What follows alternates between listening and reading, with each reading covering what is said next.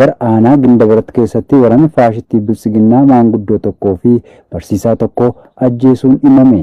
Jaalbooree Addunyaa waan qindeeffate qaba.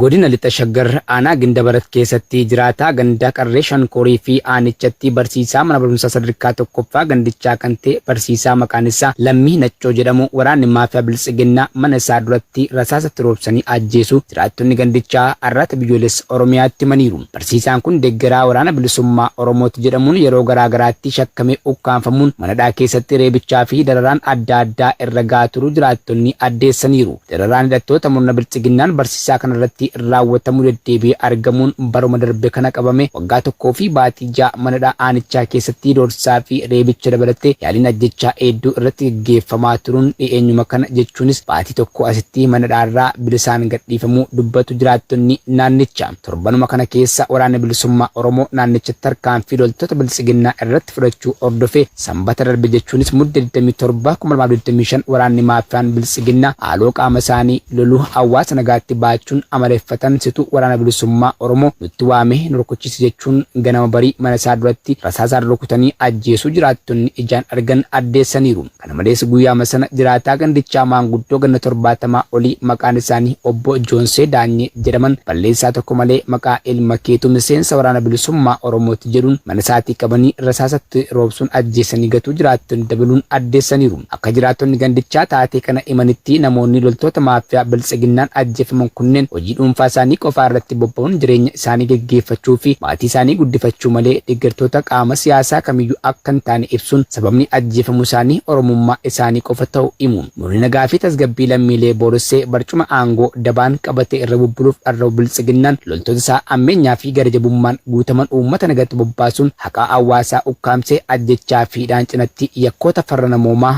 ammana hin jedhamne raawwachiisaa jiraachuun ni beekama. Godina Iluu Abbaa Booraa aanaa Oromoo magaalaa Soonxaa keessatti waraanni faashistii PP dhukaasa bananiin miidhaan uummata irra ga'uun ifoome. Yaadannoo Oromiyaa dabalata qaba. Godina Iluu Abbaa Booraa aanaa Hurrumuu magaalaa Soonxaa keessatti waraanni faashistii Bilisiginnaa mudda 28 2025 hawaasa gandoota baadiyyaa garaagaraa irraa bittaa fi gurgurtaaf gabaa bahanii turan irratti qawwee dhukaasanii miidhaan uummata irratti raawwatamu jiraattonni magaalichaa arraata biyyoolessa Oromiyaatti himaniiru. Akkuma kanaan dilbata mudda 28 hawaasni godinichaa gandoota baadiyyaa fi magaalaa naannichaa adda addaa irraa walitti dhufanii bittaa fi gurgurtaa irra osoo jiranii waraanni faashistii PP uummata irratti dhukaasa bananiin miidhaan uummataa fi qabeenya irra gahuun ibsameera. Uummatni akkuma meeshaalee daldalaaf qopheessan gabaaf dhiyeessaniin sababa tokko malee waraanni goolessaan Bilisiginnaa dhukaasa hawaasa irratti eegallaan namni cufti baaragaan kufaa ka'aa wayita baqatanitti meeshaalee uummataa gabaaf dhiyaate uummatni dhiisee baqachuun waraanni maafiyaan kun saamanii waajjira poolisii aanichaatti galii godhachuun ifoomeera. Kana malees aanichatti dargaggoota hedduu hariiroo waraana bilisummaa Oromoo qabdu jedhuun bakkuma arganitti reebicha ulfaataa irratti raawwachuun gariin ammoo hidhanii dararaa jajjabaa irratti geggeessuu fi mana hidhaarraa baasanii gara bosonaatti geessuun ajjechaa suukanneessaa irratti raawwachaa jiraachuu jiraattonni ibsaniiru. Godinichatti uummatni Oromoo aanaalee garaagaraa keessa jiraatan sochiin waraana bilisummaa Oromoo gamasitti jabaachuu hordofee maqaa siyaasaa harka keessaa hin qabneen yakkamuun hidhamuu, ajjeefamuu fi manni jireenyaa irratti gubachuu dabalatee qe'ee isaaniirraa buqqifamanii godaansifamaa jiraachuunis ni mul'ata. Godina Arsii Bahaa aanota garaagaraa keessatti loltoonni Bilisiginnaa qabeenya hawaasaa jumlaan fe'achuu hawaasa qeerraa buqqisuu fi manneen gubuu akkasumas hidhaa jiraachuun himame. Jaalaqaafan Fayyeera dabalata qaba.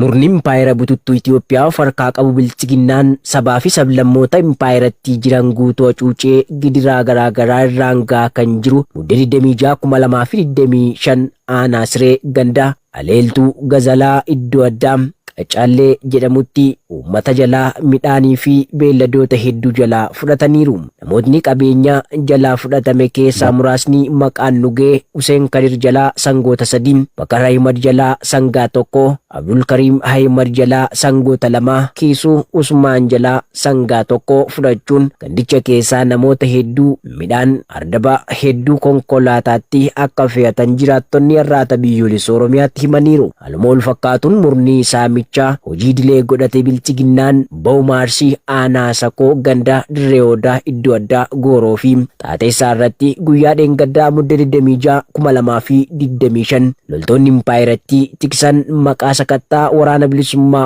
Oromoon bobba'uun gandicha keessa naanna'uun meeshaalee mana keessaa irraa kaase hanga beeladootaatti saamuu fi manneen gubaniiru. Namoota miidhaan kun irratti qaqqabe keessa namoonni maqaan nu qaqqabe Xorii Turaa Boruu jalaa loon 11 Faadoo Safaanoo loon 2 kan fudhatan yoo ta'u yeroo sanatti aanichuma ganda dirree odaa iddoo addaa Warabboo jedhamurraas mana obbo Gaaddisaa godaanaa meeshaa guutuu wajjin abidda itti shiduun gubanii barbadeessaniiru. Re'oota gandicha keessatti argaman hedduu guurrachuun iddoo sanatti alanii nyaataa akka turanis dabalataan jiraattonni Oromiyaa Naashinaal Miidiyaatti himaniiru. Kana malees ba'umaarsii aanaa jajuun gandaa aangoo dachee iddoo addaa Dadachoo jedhamu keessatti mudda 26 qabeenya hawaasaa meeshaalee mana keessaa irraa kaasee hanga beeladootaatti osoo hin hambisin konkolaataan fe'ataniiru. Oduu hidhaatiin ammoo aanaa martii gandaa hombaa keessatti mudda 27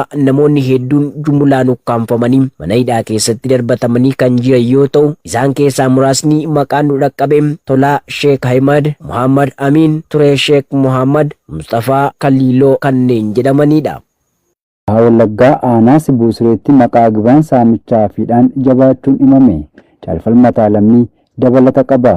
Godina Bahaa Wallaggaa aanaa Sibuu Sireen ganda Bujjuuraatti kaffaltii gibiraa jechuun torban kana kaabinoonnii fi hidhattoonni murna impaayera Itoophiyaa maallaqa saamaa jiraachuu hawaasa naannichaa balaaleffannaa guddaan himan. Bifuma kanaan namoota maqaan isaanii armaan gadiitti argaman obbo Gaarumaa Qanaa jalaa qarshii 42,000, obbo Mitiquu Qanaa jalaa qarshii 32,000, obbo Gabbisaa Daggasee jalaa qarshii 32,000, aadde Dinqee Dhaabaa jalaa qarshii 30,000 humnaan yoo irraa fudhatan, aadde Tolashii Kabaa dubartii jedhamtuun qarshii 30,000 gaafatanii hin qabu jennaan qabaniidhaatti darbachuu jiraattonni irraata biyyoolessa Oromiyaatti himaniiru. Kana malees loltoonni murna bilxiginnaa maatii qabsaa'otaa danuu qabaniidhuun qarshii gaafachuun mooraa waraanaatti erguun hidhaa irraa baasuun ajjeesuun qabeenya isaanii horii gaafaa dabalatee jalaa ooffachuun qe'ee irraa godaansuu fi miidhaa adda addaa irraa hangaa akka jiran addeeffameera. Aleellaan Ameerikaa buufata doonii Veenzuweelaa qoricha sammuu namaa adoochuuf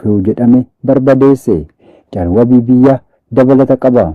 Pireesidaantiin Ameerikaa Doonaald Tiraamp haleellaan Ameerikaan dhiyeenya kana Veenzuweelaa keessatti naannoo buufata doonii qoricha sammuu namaa adoochuuf itti fayyadamaa ture jedhamee barbadeessuun akka hin fayyadamne taasiseera jedhan. Tiraamp ibsa gaazexeessotaaf kennaniin xiyyeeffannaan kun dhaabbata qarqara galaana geejjibaa galaanaaf qoricha sammuu namaa adoochuu qopheessuuf ooluu ta'u ibsaniiru. Doonii hunda rukunnee amma naannoo sana rukunnee jirra kan jedhan Tiraamp iddoo naannoon hojiirra oolmaa kun kana booda naannoo sana hin jiru jechuun ibsaniiru. Tiraamp ejensiin Ameerikaa kamtuu tarkaanfii kana akka raawwattee hin ibsine eenyu akka itti gaafatamu beeka malee ifa gochuu hin barbaanne qofaa jedhan. Itti dabaluudhaanis bakki sun qarqara galaanaa irratti akka ta'e dubbataniiru. Dhiyeenya kana pireesidaantii Veenzuweelaa Niikolaas Maaduroo waliin haasa'uu isaanii gaafatamanii Tiraamp yeroo dhiyootti waliin haasa'uu isaanii dubbataniiru. Garuu wanti guddaan kanarra hin argamu jedhan. Tiraamp jimaata darbee gaaffii fi deebii raadiyoo irratti taasisaniin US bakka maqaa dha'u yookiin ibsa dabalataa osoo hin kennin warshaa guddaa yookaan dhaabbata guddaa daldala qoricha sammuu namaa adoochuu waliin wal qabatee jiru rukuttee jedhan. Yaadni kun kan kenname